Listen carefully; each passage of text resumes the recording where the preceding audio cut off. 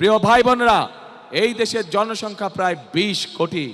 এই 20 কোটির মধ্যে অন্তত 10 কোটি জনসংখ্যা হচ্ছে এই দেশের নারী সমাজ। অর্থাৎ জনসংখ্যার অর্ধেক হচ্ছে এই দেশের নারী সমাজ। এই নারী সমাজকে যদি আমরা পেছনে রেখে যতই পরিকল্পনা গ্রহণ করি না কেন, যতই বড় বড় কথা আমরা বলি না কেন, কোনোভাবেই সম্ভব নয় দেশকে সামনে নিয়ে যাওয়া, কোনোভাবেই সম্ভব নয় দেশকে পুনর্গঠন করা।